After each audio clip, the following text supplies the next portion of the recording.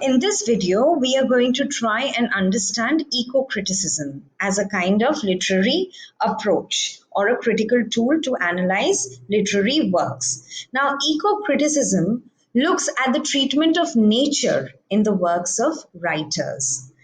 In fact, if you look at the picture, which is to the right of your slide, these are some of the questions that eco criticism or an eco critical reading of a text asks.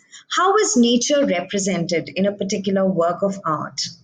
What role does the physical setting play in the plot of a particular novel? Are the values expressed in the work of art consistent with ecological wisdom? So, in other words, does the text endorse or promote environment conservation or a respect for nature or an acknowledgement of the power of nature? Or does it endorse a harmonious existence with nature, or does it have an alienated stance towards nature?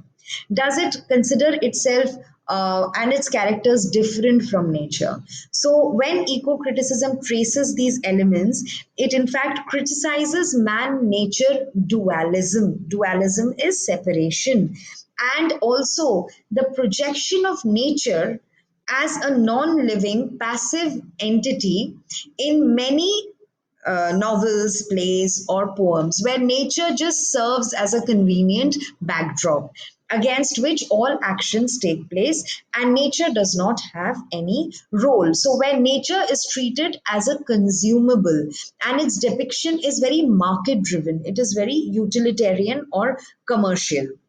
Okay, so it in fact eco criticism criticizes works that sanction, that is, that allow oppression and exploitation of nature.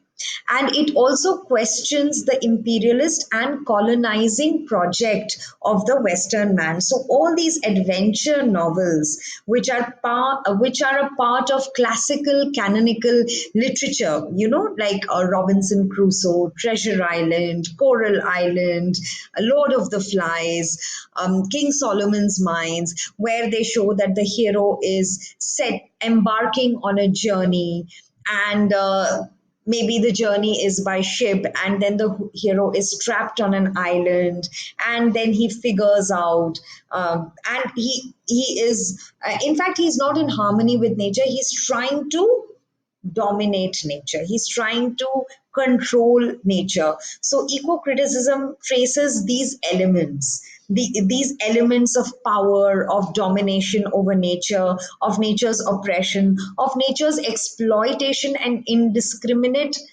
usage, and it highlights these elements and it critiques these authors. So, and in the process, it also questions the politics of the first world and the first world economy, which even today is a very market based economy, and it keeps developing and growing at the expense of huge, colossal environmental damage. In fact, a branch of eco criticism is ecofeminism, which establishes connections and patterns of oppression. So it establishes parallel patterns and of oppression and similarities of exploitation of nature and women. How nature and women both are commodified, both are objectified, both are consumed, both are treated as entities that are only meant to procreate or reproduce, like nature gives natural resources and food, women give children. So ecofeminism criticizes that kind of a stand.